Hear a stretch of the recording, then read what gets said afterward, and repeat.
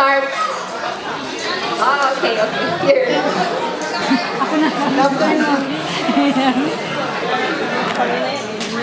As a muse of this team, I represent friendship and inspiration.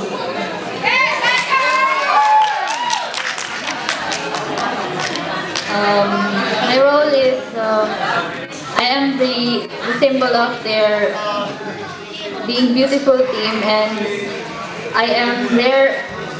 Okay. Ayusin mo yan, beautiful team. Ayusin mo yan. Mga lalaki maglalaro. And my role is to represent them and to show the people that I am their model and to act their behavior. Thank you.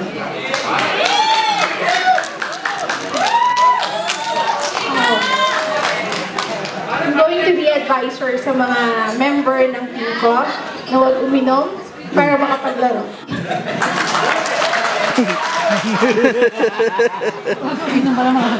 Para po sa team ko, pagpatuloy niyo yung pagsisama-sama niyo at pinakamagandang team. Salamat. Okay. Before I'll answer that question, once again, a pleasant afternoon to each and everyone. Well, thank you. To be a muse of Bonsai Brotherhood Organization, I'm so much honored to be chosen as one of the muse for this competition. And being a muse, I want to show to them, I want to be a model to them, to show them that I am very much confident standing here in front of you, physically and mentally fit in this competition. Joining this competition, showing to them that I am cooperating in our activities, not only to our team or organization, but also to other organizations that holding these activities. And that shows that we Bonsai do have cooperation. For I do believe that with cooperation, the sense of unity will arise. And if it's so, it's easy for us to commit the goal of success. Thank you so much. Good afternoon, everyone. I would like to favor to ask the question one more time. Yes, thank you.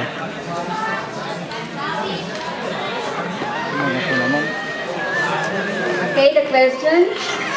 As the muse of each team, what is your role for this 2011 basketball league? Or how will you help your team on this basketball league?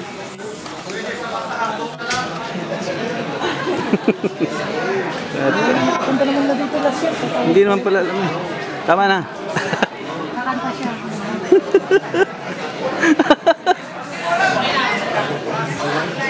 Shot dapat. Okay. Sa mga muses, ano ang iyong role or ano ang iyong gagampanang papel dito sa basketball league na ito? Or paano mo matutulungan ang iyong mga team, ang iyong team? Oh my God, kinabahan po ako, pasensya na. Para sa akin bilang isang muse, hindi lang ibig sabihin na kagandahan ng pagiging it less minsan wala ako, I'm sorry. Pagiging muse, kailangan po ng kailangan po ng pagkikisama sa mga kasama sa basketball or sa team na mag-isa or nakalimutan ko. Sorry. Pasensya na, salamat.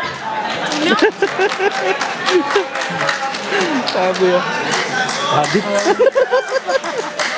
For me, I represent the team of Isandong because I have the self-confidence and I believe that my team will win. We are going to win because we believe in each capacity. They practice every time they wanted.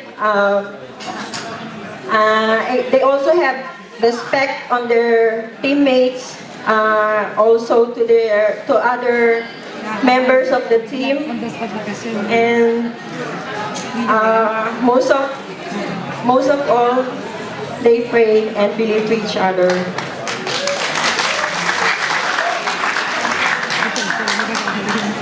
All I can say for my team, thank you for choosing me to be your muse, and let's say you're my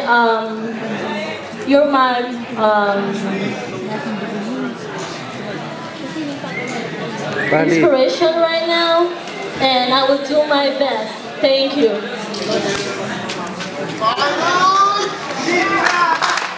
Good afternoon, ladies and gentlemen. Thank you for that wonderful question. Honorable Board of Judges, the question paves me way to discuss to you the importance of being a muse. A muse is not a decoration to a team, but also serves as the emblem of women's participation in the field of sport. Ladies and gentlemen, we muses are magical, mystical creatures, and we are mandated to develop the physical, moral, and spiritual aspect of the players, as well as promote the true spirit of sportsmanship.